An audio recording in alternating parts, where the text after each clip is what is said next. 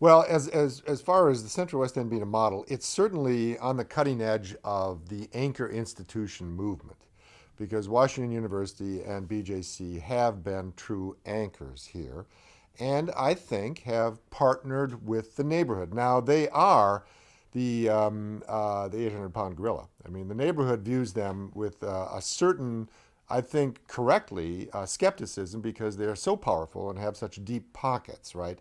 But in general, they have been, I think, very concerned about civic engagement, about making sure the community is engaged with them and is at the table.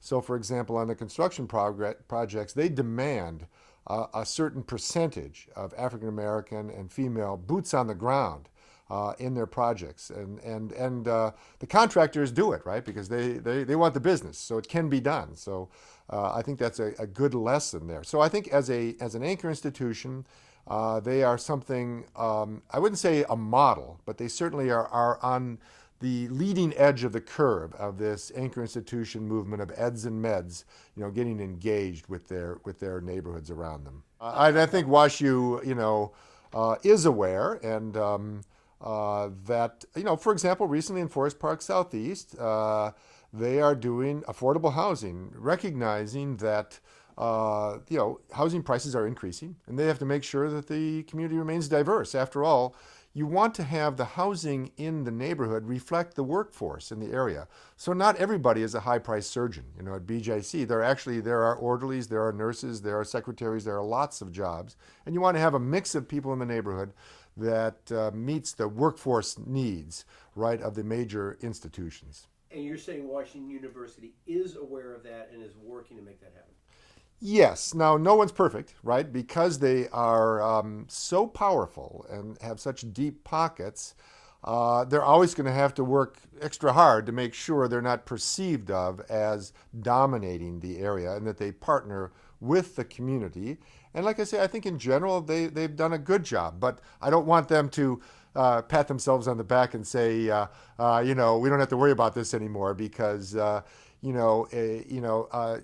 nothing succeeds like success, and as it's beginning to take off and generate a lot more momentum, and after years of trying to simply get the market to begin to regenerate itself, now, as I said, it's self-perpetuating. So now we have to maybe start putting controls on the market. Before, the attitude was anything that comes here is great, right? Now we need to start to be, choosy and picky about what happens to make sure that it respects the distinctiveness of the neighborhood, the diversity of the neighborhood, and the community's sense of itself.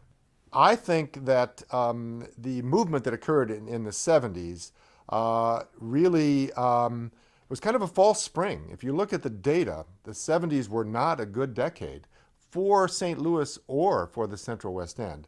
It wasn't until later that we were really fighting against a strong wind there of anti-urbanism and the flight to the suburbs. If you look at the numbers for St. Louis and other older industrial cities like St. Louis, the 70s and largely the 80s were very tough decades. So there was a kind of cultural revival of back to the city, but it really didn't start to make a big difference in investment and regeneration until really the last 20 years or so, that we began to see it coming back. In terms of whether it was recognized from around the country, yeah, it was one of those neighborhoods, like many around the country. I mean, Beacon Hill in Boston or Georgetown in Washington, D.C., early examples of the kind of back to the city movement, and the Central West End was there. But you have to realize that in St. Louis, the Central West End was pushing against a landscape that was tilted against it rather precipitously. In fact, according to a study in the 70s, which looked at the effect of urban amenities on home prices, it said there was zero effect. In other words, people didn't care because, after all, you get in your car and go anywhere, right? So move to the suburbs and you can enjoy anything.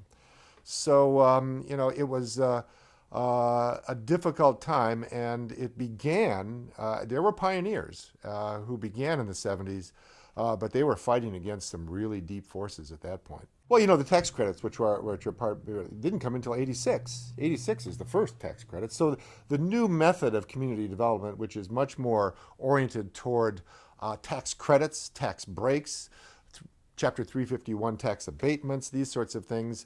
Well, that came earlier, but for the most part, this new system, which is more flexible, less government-driven. The Central West End has been revived not by government. It's been revived by a coalition or a partnership between civic institutions and anchors on the ground in the neighborhood and governments. They basically picked the policies off the tool shed, right, and used them to revive it. It wasn't city government that did it by itself, right? Which, of course, rarely. Urban renewal had that quality, right? Urban renewal was government stepping in and trying to revive, and frankly, in some cases, it was a disaster. So I think that we're probably better off to have a partnership between government and civic institutions.